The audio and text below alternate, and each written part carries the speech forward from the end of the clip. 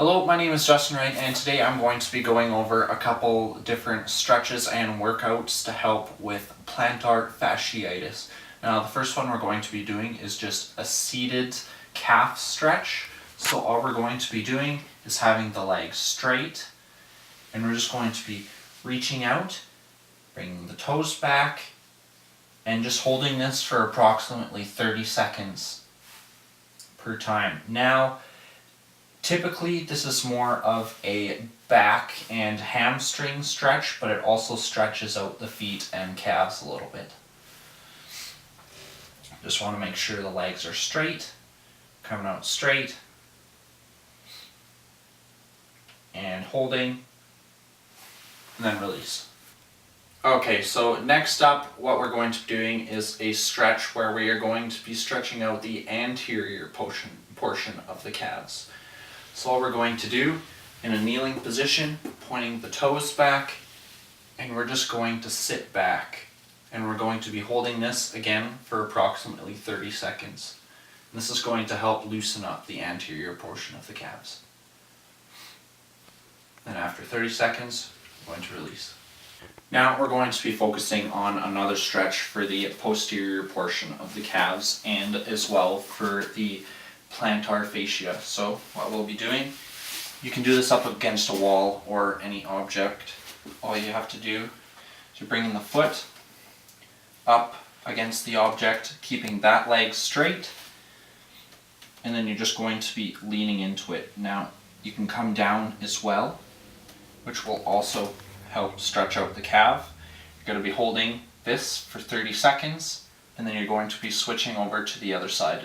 Okay, so next up, similar to one of the stretches we did where we are seated and reaching to the toes, just this time we are going to be using, you can use a towel or you can use a belt or anything that can loop around your foot, and this is going to be focused a little more so on the calves and plantar fascia.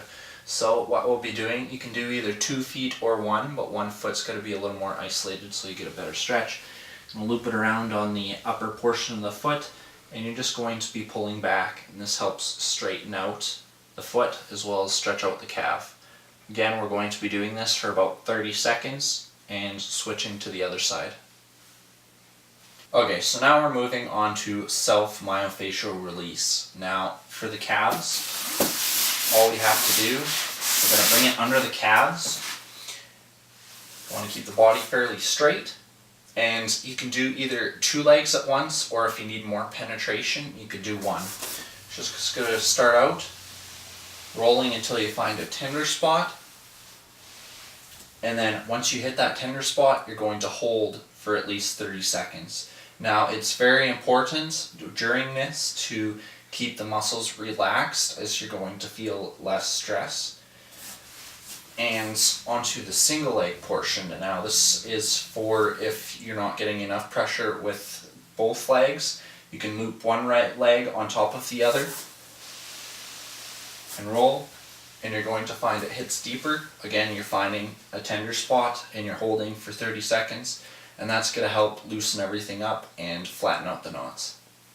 Okay, so the next myofascial release one we are going to be doing is based specifically for the plantar fascia. Now, normally what you'd use is a small object, such as a tennis ball or even something a little bit smaller. You can get quite a bit of pressure under the foot. I'm just going to use a small dumbbell for now, but anything will work that you can roll around under the foot, again, allowing for a certain amount of pressure. You don't want to cause any discomfort of any sorts when you're doing these. You just want it to be light. Again, once you hit a tender spot, you're going to hold there, try and relax the muscle, and hold for at least 30 seconds.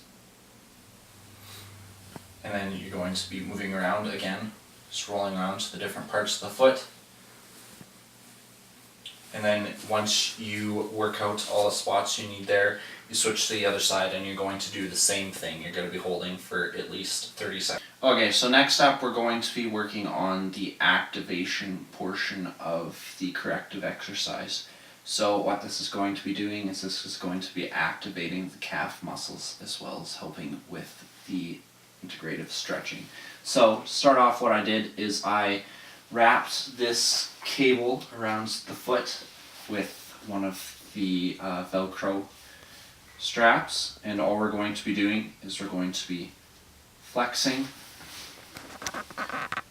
the foot and bringing it back. Flexing and bringing it back. We're going to do that for 15, and then we're going to switch to the other side.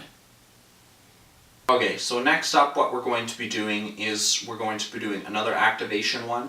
Just this time we're going to be working on the anterior portion of the calves, or the anterior tibialis, or posterior tibialis. So what we're going to be doing for this one, we're laying on our side, have the cable again wrapped around the foot, and we are going to be dorsiflexing the foot as well as doing an eversion. So it's a bit of a multi movement. So we're coming up, down, and back down. It's kind of like a U movement. It can be a bit difficult to do. But yeah, and we're going to do this again for about 15 times, and then we're going to be switching to the other side. Okay, so next up we're going to move to an activation exercise that focuses more so on the plantar fascia. So here we have a towel that's laid up, and we're going to be doing towel scrunches with our toes. Now you can do this sock or barefoot, but it tends to be a bit easier when you have bare feet. So all you're going to be doing, scrunching up the towel a little bit at a time with the toes. You want to do this till you get to the end of the towel. Again, you can do this 1 foot at a time or 2, but it's more so likely going to be easier with 2. Okay, so now we're on to the integrative portion of the corrective exercise. Now this is the last section that we usually would do, and it's integrating the muscle back after we have properly stretched it and using the myofascial release and etc. So the first one I'm going to be doing is a single leg reach just on the sagittal plane. So I'm going to have both of our feet facing forward, going to bring our one leg up, and for the sagittal plane one, what we're doing, bringing the foot out and bringing the foot back, out and back. Just for this one, what we're going to be doing, 2-second hold out, 2-second hold back, and we're just going to presume this, and we're going to do about 15 times, then we're going to switch over to the other side. Okay, so now for our second integrative workout, what we're going to be doing is we're going to be doing another single leg reach. This time it's going to be in the frontal plane. So we're going to do the same thing as the other time, feet pointed forwards, bringing the leg up. Just this time, we're going to be bringing it out to the side and back. Out to the side and back. But again, we're going to be coming out, 2-second hold, and back. Again, we're going to be doing 15 times for that side, switching over to the other side, doing 15 times, and we're going to do between 1 and 3 sets. Okay, so next up for another integrative workout, what we're going to be doing is another single leg one called single leg hop. Now this time, again, we're going to be doing it in the sagittal plane. So what we'll do is we'll start on one foot again, foot pointed forward. We've got to try and keep the hips, lumbopelvic hip, the back and everything parallel to the floor. So we don't want to be waving all over, and everything should be in a fairly straight line. Now all we're going to be doing is we're going to be hopping forward, keeping straight again, hold 2 seconds, and hop back. Forward, hold, and back. And we're going to do this again for about 15 times. We're going to switch to the other side, do that 15 times, and we're going to be doing that between 1 and 3 sets. Okay, so next up what we're going to be doing is along the same lines as the last one. It's going to be a single leg hop. Just this time it is also going to be on the frontal plane. So, again, foot pointed forward. I'm going to start off on one leg. Just this time, I'm going to be hopping to one side, hold 2 seconds, and hop back.